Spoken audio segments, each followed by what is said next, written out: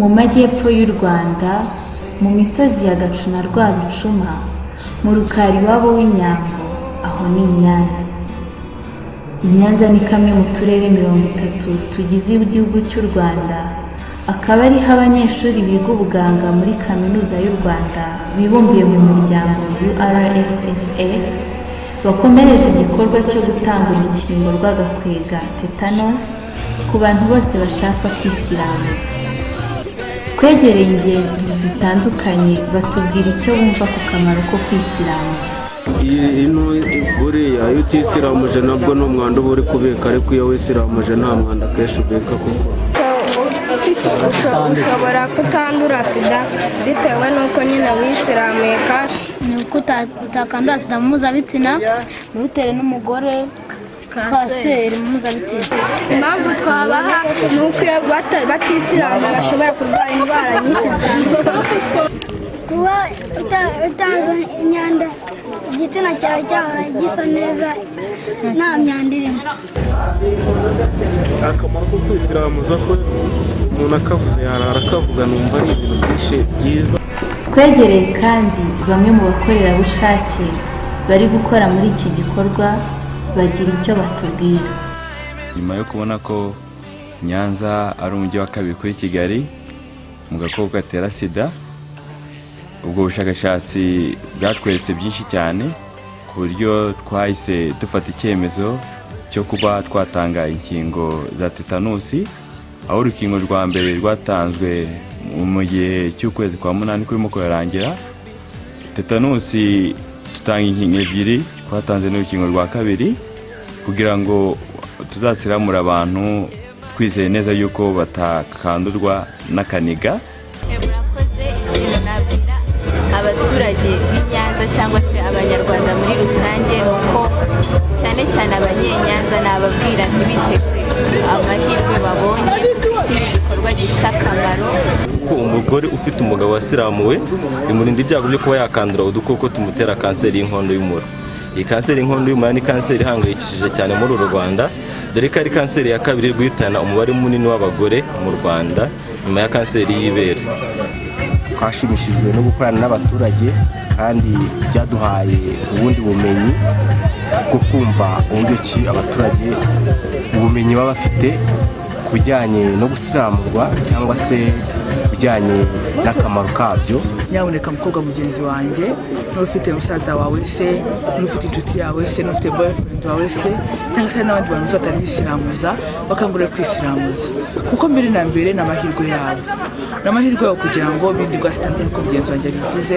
Twebwe nk'abakobwa tugomba kugira uruhare mu gushishikariza basaza bacu kwisiramuza kugira ngo birinde yaba kanseri y'igitsina cyabo, bakarinda abagore babo kanseri y'inkondo y'umura, ndetse bikaba byatuma bagira n'isuku, bakarinda n'izindi ndwara zandurira mu mibonano mpuzabitsina.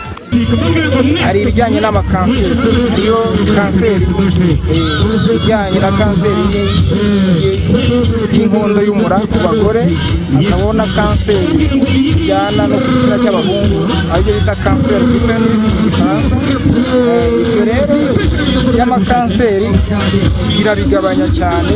Nubwo bwose tubakangurira ngo bazane abagabo babo basiramugwe, bumvishe ibyiza byo gusiramurwa, ariko ntibivuze ko bigiye kurinda umugore. Gusa bizarinda umugabo kubera ko hajeho ubudahemuka gakeya, umugabo ashobora kuzana amahirwe makeya. Umuntu utarisiramuje muri sosiyete bagenda bamwita amazina atandukanye: Gafirimbi, Gasifusi, Gashishwa. Twegereye umuhuzabikorwa w'ubukangurambaga Berabose Charles, agira icyo atubwira. Ku bijyanye n'igikorwa uko twagiteguye, ubundi twari dufite intego yo gusiramura abantu 5,000. Tuje rero twakoze ubukangurambaga n'ubundi dukingira abantu 4,872 benda kugera kuri wa mubare twari dufite. Ubu rero urukingo rwa kabiri nabwo turizera tudashidikanya ko tuzakingira abantu barenga 4,500, bikaba bitugaragariza yuko intego twari dufite tuzayigeraho. Twegereye kandi muganga ukorera muri aka karere ka Nyanza, nawe agira icyo adutangariza. Kuko kenshi uganira nabo usanga bafite imyumvire ya kera, birababaza cyangwa se imico biti hari uburyo wumvaga ntabwo wongera kubwumva kuko kiriya gihugu, ariko icyo nababwira ni uko rwose nta kintu gihinduka, ahubwo izo mbogamizi bakundaga kugira bakazibagirwa ko kwisiramuza atari umuco w'abanyarwanda se cyangwa bagashaka no kubishyira ku bintu by'imyemerere, ariko ubu ngubu igihe tugezemo nabamara impungenge babwira yuko rwose bagomba kuza bakibuka kwisiramuza. Kandi twegereye umunyamabanga muri Minisiteri y'Ubuzima nawe agira icyo atubwira ku kamaro ko kwisiramuza. Ubu turi muri gahunda yo gukangurira abanyarwanda bose gukomeza gahunda twatangiye yo kwisiramuza ku buntu kandi ku bushake, bituma umuntu ashobora kwirinda indwara nyinshi zandura mu mibonano mpuzabitsina, harimo agakoko gatera sida. Iyo umuntu yisiramuje bimera nko kwikingira, ubundi abantu babyita kwisiramura, ubu bafite n'ukundi kuntu babivuga mu kinyarwanda, gukebwa ni ibintu by'abantu bose. Ubushakashatsi buherutse gukorwa bwagaragaje ko ari ibintu byiza bituma abantu birinda indwara nyinshi, kandi ari uburyo bwiza bwo gushobora gusukura iyo myanya y'umubiri.